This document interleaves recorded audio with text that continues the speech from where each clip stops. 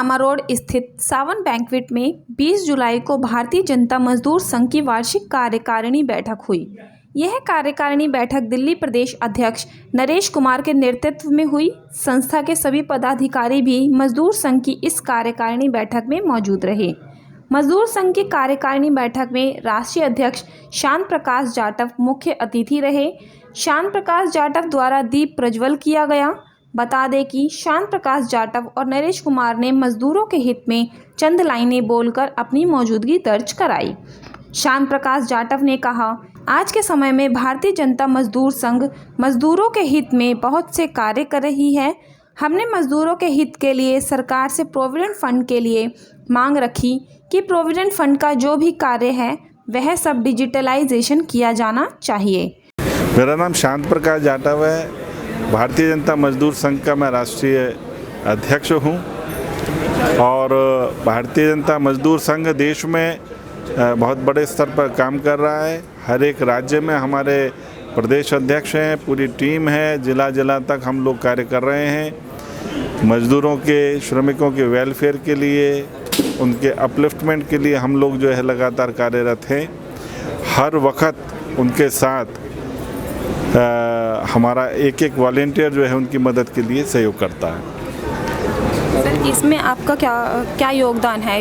ये जो संस्था है भारतीय जनता मजदूर संघ, इसमें आपका क्या योगदान है? देखिए, योगदान मैंने बताया ना कि हम सब लोग वेलफेयर के लिए काम कर रहे हैं। करीबन 450 से ज़्यादा यूनिट जो हैं वो भारतीय जनता मजदूर संघ के साथ में एसोसिएशन वो जुड़ी हुई हैं। इसके अतिरिक्त प्रोविडेंट फंड के विषय में, जो श्रमिकों का जो प्रोविडेंट फंड जो कटता है वो पैसा इनफैक्ट क्या है कि एम्प्लॉयर्स द्वारा नहीं जमा कराया जाता। 4% जो प्रोविडेंट फंड जमा करने का प्रावधान है, इसमें 0.75% पैसा जो है वो श्रमिक से काटा जाता है और 3.25% जो पैसा है वो एम्प्लॉयर द्वारा जमा करना होता है। एम्प्लॉयर जो है ज़्यादातर इंस्टीट्यूशन में देखा है कि वो पैसा नहीं जमा करते हैं और जिस वक्त एम्प्लॉय वहाँ पर जाकर के देखता है श्रमिक कि मेरा पैसा इसमें जमा है या नहीं है, तो मालूम पड़ता कि वो पैसा जो है उसमें जमा नहीं है। तो हमने भारत सरकार से ये मांग की है कि ये सारा का सारा सिस्टम डिजिटलाइज हो और डिजिटल तरीके से वो पैसा तुरंत हमारे अकाउंट में दिखना चाहिए कि हमारी तनख्वाह ये आई है और इतना पैसा हमारा प्रोविडेंट फंड का वो हमारे प्रोविडेंट फंड अकाउंट में जमा हो चुका है। इस तरीके से हमारी भारत सरकार से मांग है। साथ ही साथ हमारी मांग है होमगार्ड के विषय में। हमारे देश में करीब 9 लाख के करीब संख्या जो है होमगार्ड की, जो कुछ रिटायर्ड हैं और कार्यरत हैं, इसको मिलाकर के है। तो उनमें ये जो होमगार्ड है, इनके साथ में दिक्कत क्या है कि कहीं पर ये 300 रुपये प्रतिदिन का भाड़ा मिलते हैं, तनख्वाह इनको पैसा मिलता है, कहीं 400, कहीं 500, कहीं 700 रुपया। और इनके जो काम करने का जो है वो परमानेंट नहीं है, वो किसी भी वक्त इनको हटाया जाता है। तो इस कारण से जब हमने इसकी जांच करी तो देखा कि 1946-47 एक्ट, ये लोग उसके दायरे में काम करते हैं जिसमें इनको वॉलेंटियर का दर्जा मिलता है, स्वयंसेवी का दर्जा मिलता है। और स्वयंसेवी का दर्जा होने के कारण से, वॉलेंटियर का दर्जा होने के कारण से कोई इनको ग्रेच्युटी नहीं मिलती, कोई किसी तरीके का इंश्योरेंस नहीं मिलता।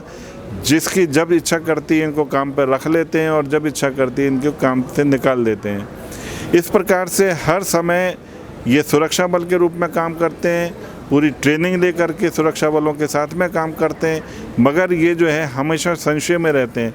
हमने लगभग 5 लाख पत्र भारत सरकार को लिखे हैं, सभी होमगार्ड हमारे साथियों ने, ताकि भारत सरकार को हमने ये मांग रखी है कि 1946-47 एक्ट में संशोधन किया जाए और इन लोगों को लोक सेवक का या राज्य सेवक का दर्जा मिले, ताकि इन लोगों को वो सारे बेनिफिट मिलें जो सरकारी नौकरी में या प्राइवेट सेक्टर की नौकरी में दिए जाते हैं। इसके अलावा हमने तमाम विषयों पर वेलफेयर का काम कर रहे हैं। बच्चों को खेल कूद से जोड़ना और स्वास्थ्य की दृष्टि से जो भारत सरकार की जो योजनाएं चल रही हैं उन सबको अवगत कराना, घर घर तक जो है जो सुविधाएं भारत सरकार की हैं वो उन सब तक लोगों तक पहुँचें।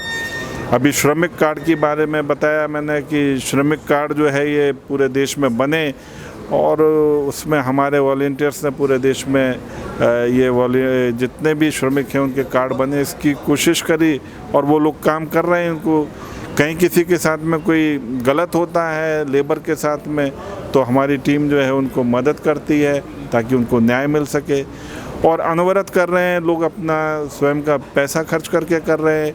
कहीं ज़रूरत भोजन पानी की है, जैसे अभी पैंडेमिक के दौरान में देखा तो हमने वो भी सब चीज़ें उपलब्ध कराई। नेकी की दीवार, जहाँ पर हम पुराने जो हम लोग इस्तेमाल नहीं कर पा रहे हैं जिन वस्त्रों को, चीज़ों को, वो चीज़ें वहाँ छोड़ना, जिसको ज़रूरत है वो वहाँ से ले करके जाए। दान देते हुए फ़ोटो नहीं बल्कि एक दीवार पर हम वो सामान ले जा कर के एक अलमारी या तार पर टांग देते हैं और जिसके पास ज़्यादा है वो वहाँ छोड़ देता है और जिसके पास ज़रूरत है वो वहाँ से ले कर के आता है। दोनों का सम्मान स्वाभिमान जो है वो बना रहता है। इस प्रकार से सबके साथ स्वाभिमान के साथ में उन सबको मदद करना, किसी को ये महसूस ना हो कि हम उसके ऊपर ये मदद करके एहसान कर रहे हैं, इस तरीके से हम लोग काम कर रहे हैं। सामाजिक समरसता का एक बहुत खूबसूरत उदाहरण जो है मेरे वॉलंटियर्स पूरे देश में दे रहे हैं और मैं कामना करता हूं कि इसी प्रकार ये हमारा काफिला चलता रहे और हम एक दूसरे का सहयोग करते रहें। और नरेश कुमार ने बताया कि हमने लॉकडाउन में लोगों को कंबल वितरण किया और खाना बांटने जैसे कार्य किए, लोगों की बेसिक ज़रूरत चीज़ों का भी वितरण किया। सर पहले तो आप ये बता दें कि भारतीय जनता मजदूर संघ है क्या चीज़ है सर?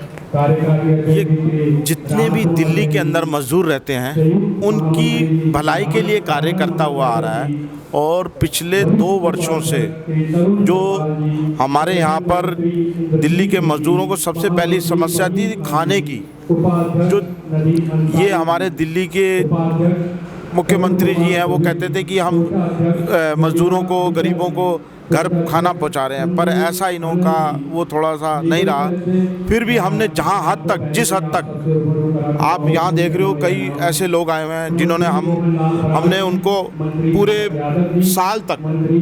एक साल तक उनको राशन पहुंचाया, उनके घर में बना हुआ खाना पहुंचाया, हर चीज़ की हमने वहाँ सुविधा दी जितने भी गरीबों को। सर कब से कार्य कर रही है? ये पिछले 3 वर्षों से हम इस कार्य में लगे पड़े हैं और ये कार्य करने के लिए हमारे राष्ट्रीय अध्यक्ष जी श्री शांत प्रकाश जाटव जी ने हमारे को ऑर्गेनाइज किया और बड़े तरीके से उन्होंने समझाया कि भाई आपने गरीबों के लिए ही काम करना है, इसमें ये नहीं करना कि आप कोई पॉलिटिकल बात नहीं है, सिर्फ गरीबों के लिए इस तरीके से काम करना है कि गरीब आपसे खुश रहें, हमसे खुश रहें और दिल्ली के अंदर किसी गरीब को, किसी मजदूर को कोई परेशानी ना हो। सर किस तरीके का काम करते हैं? जैसे शादी ब्याह भी होते हैं जैसे, या एक तरह से खाना बांटना, कंबल बिस्तर बांटना?